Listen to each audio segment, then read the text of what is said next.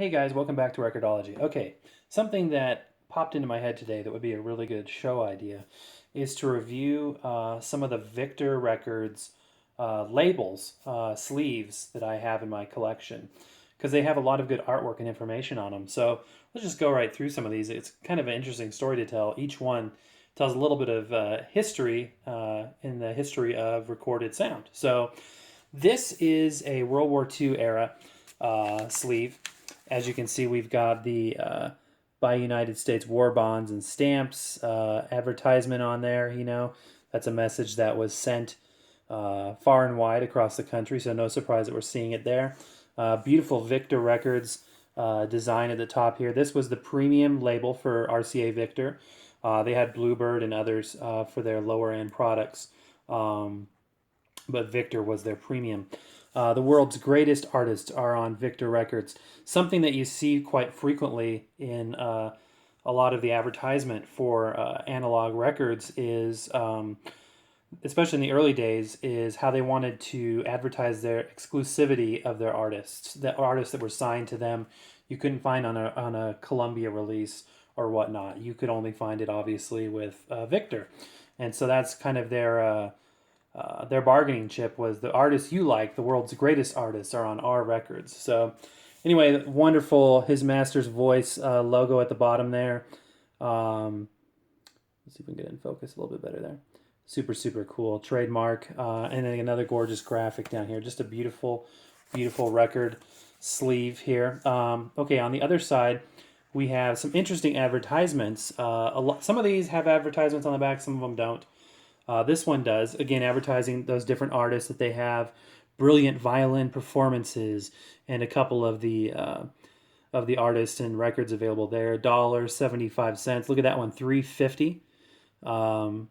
It's an album, so that's why that one was more expensive. Songs America Loves, lilting light operas, all kind. And these little graphics are just wonderful little pieces of art in and of themselves, as you can see there. That's lilting light opera for you. And look at these. Let's see. Ceiling prices in Centennial United States of Victor Records, exclusive of federal, state, and local taxes.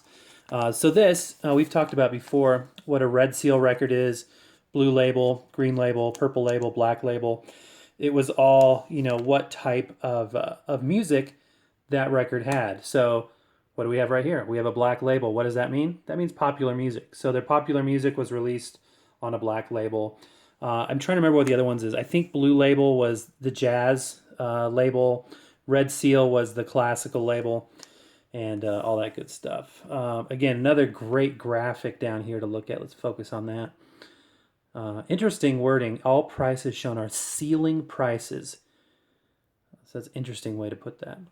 Over here, melody-rich concertos. We don't want those. Columbia's weren't melody-rich, apparently, but Victor's are. And going right up the list here, superb symphonies. Anyway, really cool advertisement and a period piece in terms of artwork and history of recorded sound. We're not even talking about the actual record, just the sleeve. Okay, moving on. This one is an interesting piece. RCA Victor. It's a pretty plain design. Forgive the cardinal sin of the Columbia record inside the Victor sleeve. Same thing on both sides. This one is a lot less elaborate. We've got the trademark there, RCA Victor. Now this is kind of interesting here how it says RCA Victor's new orthophonic recordings feature, there we go again, greatest artist, truest sound, finest quality. A quick bit of history on orthophonic. So in the early days of phonograph machines, and recording, they were done instead of electronic amplification, they used analog amplification with a horn. So when they were in a recording studio, they would all gather up next to a giant horn, and that sound would be acoustically funneled down into a point that eventually hit a recording stylus and cut a groove into a wax recording surface on a lathe. No electronics, needed. And then to play them back, early Victrola machines and other phonograph machines would have the opposite effect. So you would, put the needle on or put the stylus on. The tone arm would be, you'd see it starting off small and then getting larger and larger. It was a horn in reverse, And then eventually that horn came out the front and amplified it by a reverse process. Those analog waves bouncing, bouncing, bouncing, vibrating out until they were amplified. So one problem that those processes had was that they were asymmetrical. And so the path that the engineers had to use to get the horn to, twist and turn to get enough length on that horn to create the proper amplification meant that there were pinches and turns and asymmetrical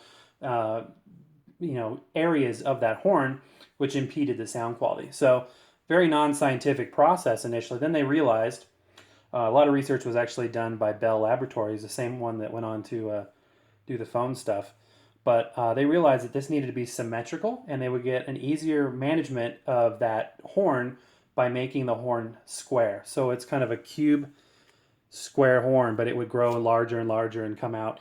Anyway, this was marketed as orthophonic, and that's what that's talking about. It really did get a wider dynamic range, so they marketed the heck out of it. So that's what that is, orthophonic. Those are from the period of like 1929, earlier than that, like 25 to 29, before records were recorded electronically. Collectors really seek those recordings, again, done initially acoustically and then later electronically. Okay, here is one of the later RCA Victor sleeves. Now at this point, we are advertising what's up next. So we have a 78 RPM record here, again done in a very budget-friendly single color printing, and on the same newsprint cheapo stock, and we're advertising what's next, which is the 45s. We've talked about the history of the 45. So the 45 RPM record was in response to Columbia's development of the LP, or what we know today as the vinyl record, long-playing record.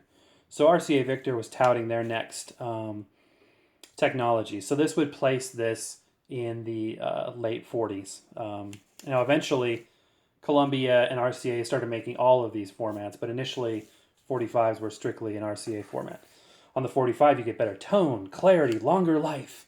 On 45 you get all the hits. So don't worry, by switching you're not losing all of the great artists, RCA Victors and those of practically every artist and company making records today. So again, really selling the format. This would have then placed this even later because they're talking about other record labels providing this format. So don't be afraid you're buying an RCA Victor 45 RPM player, because you can play any company, any record company's hits.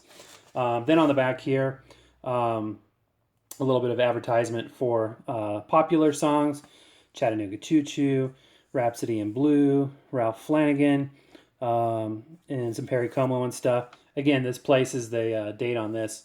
I would say this is probably late like 49 to maybe even 51. I'm sure there are people that are watching this, they'll tell me exactly. And then classical as well. Now, on the topic of classical records, it's really hard to fit, classical music on a small 10-inch disc. So we've talked about this before. The 78 RPM discs that were 12-inch, the same size as a vinyl LP, but were still 78 RPM. Earlier when we talked about the Red Seal, Red Label, I told you that was for classical music. And so here's an example of that.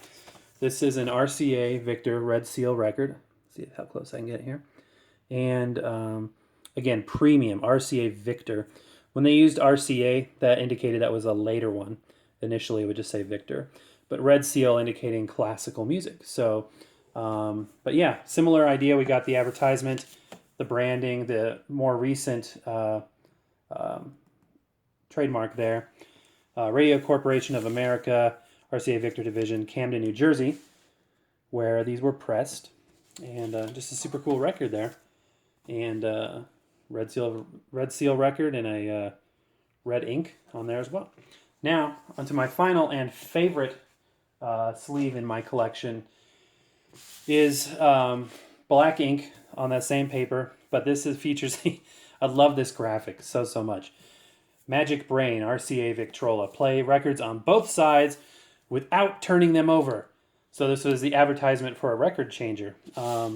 Magic Tone Cell, no needles to change. Records last indefinitely. I would love to know more about how that actually worked. I'm sure there's a plethora of information. Genuine RCA Victrola. For the best results, play this record on one of the fine RCA Victor Victrola models.